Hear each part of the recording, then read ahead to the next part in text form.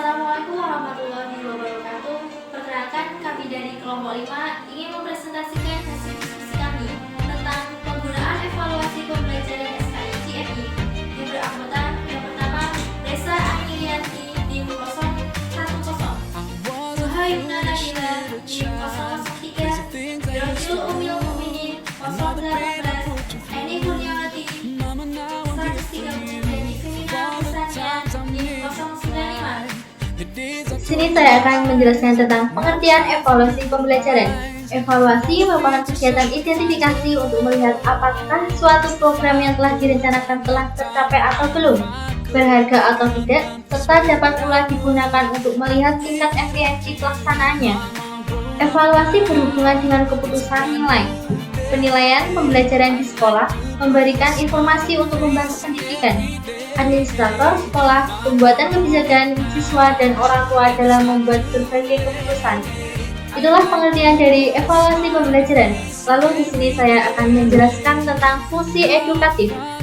Fungsi edukatif tersebut terbagi dari beberapa bagian. Yang pertama yaitu sejarah menegaskan kepada peserta didik tentang keharusan menegakkan nilai, prinsip, sikap hidup yang luhur dan islami dalam menjalankan kehidupan sehari-hari.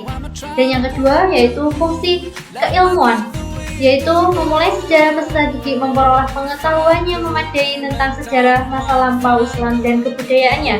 Dan yang ketiga yaitu fungsi transformasi. Yang berisa tentang sejarah merupakan salah satu sumber yang sangat penting dalam merancang transformasi masyarakat. Itulah fungsi edukatif. Baik, di sini saya akan menjelaskan tujuan pembelajaran SKI. Tujuan pembelajaran sejarah kebudayaan Islam berisi yaitu 1. Membangun kesadaran peserta tentang pentingnya mempelajari nilai-nilai dan norma-norma Islam yang telah dibangun Rasulullah SAW untuk mengembangkan kebudayaan dan peradaban Islam. Yang kedua, membangun kesadaran peserta pentingnya waktu dan tempat yang merupakan sebuah proses biasa, lalu masa kini dan masa yang akan datang. Yang ketiga, melatih berpikir kritis kepada peserta didik untuk mengetahui fakta dan dasar-dasar ilmiah. Yang keempat, menumbuhkan apresiasi dan penghargaan peserta didik terhadap peninggalan sejarah Islam sebagai bukti peradaban umat Islam di masa lampau.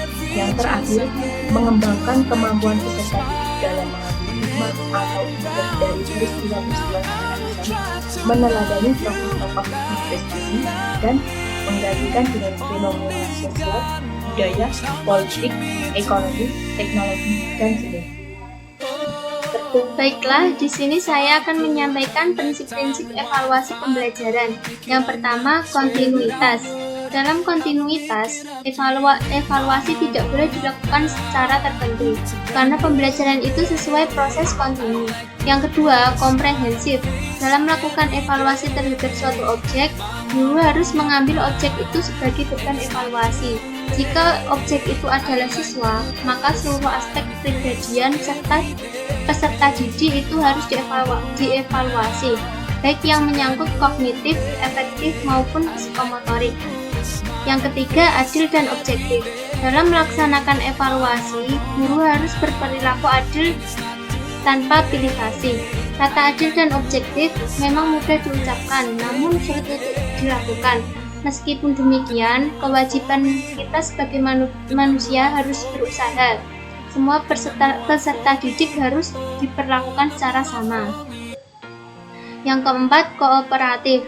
Guru hendaknya bekerja sama dengan semua pihak, seperti orang tua siswa, sesama guru, kepala sekolah, termasuk siswa itu sendiri. Hal ini dimaksudkan agar semua pihak merasa puas dengan hasil evaluasi dan merasa dihargai. Yang kelima, praktis. Praktis merupakan cara mempermudah guru dalam mengevaluasi sebuah kegiatan belajar, serta guru itu sendiri yang menyusun evaluasi maupun orang lain yang akan menggunakan alat tersebut untuk memperhatikan bahasa dan petunjuk pengajaran. Oke, selanjutnya adalah teknik evaluasi pembelajaran SKI DNI. Teknik evaluasi pembelajaran SKI ini dibedakan menjadi dua, yaitu teknik tes dan teknik non-tes. Teknik tes sendiri yaitu suatu alat atau prosedur yang dipergunakan dalam rangka pengukuran dan penilaian di bidang pendidikan yang berbentuk pemberian tugas atau serangkaian tugas berupa pertanyaan atau perintah-perintah oleh tes. Tes sendiri dibedakan menjadi 3, yaitu tes diagnostik, tes formatif, dan tes sumatif. Tes diagnostik yaitu tes yang digunakan untuk mengetahui kelemahan-kelemahan siswa. Dari kelemahan-kelemahan tersebut dapat dilakukan pemberian perlakuan yang tepat. Kemudian tes formatif. Tes formatif yaitu tes yang tujuannya untuk mengukur sudah sejauh mana siswa memahami tentang pelajaran. Biasanya ini adalah ulangan harian. Yang ketiga adalah tes sumatif.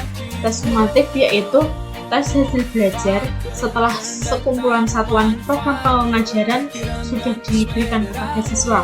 Biasanya dikenal dengan ulangan umum. Hasil dari ulangan umum tersebut untuk mengisi nilai raport. Yang kedua adalah teknik non-tes.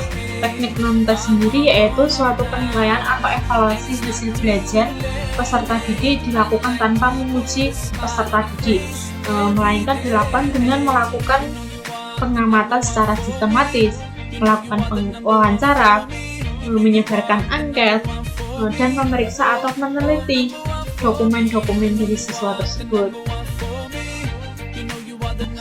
Masuk materi yang terakhir yaitu konsep dasar evaluasi SKI. Konsep evaluasi merupakan dasar bagi pemahaman guru untuk dapat melakukan tugasnya, mengevaluasi pembelajaran siswa. Untuk dapat melakukan kegiatan evaluasi, guru perlu memahami dulu apa yang dimaksud dengan evaluasi, apa tujuan dilakukan evaluasi, apa fungsi dan prinsip-prinsip dilakukannya evaluasi. Sementara evaluasi memiliki kedudukan yang sangat penting untuk mengetahui keberhasilan pembelajaran siswa. Evaluasi dilakukan bukan hanya untuk mengetahui keberhasilan pembelajaran siswa, tetapi juga ada nilai lebih, yaitu berkaitan dengan jumlah nilai. Terima kasih. Sekian presentasi dari kelompok kami. Mohon maaf apabila ada kekurangan. Saya akhiri. Wassalamualaikum warahmatullahi wabarakatuh.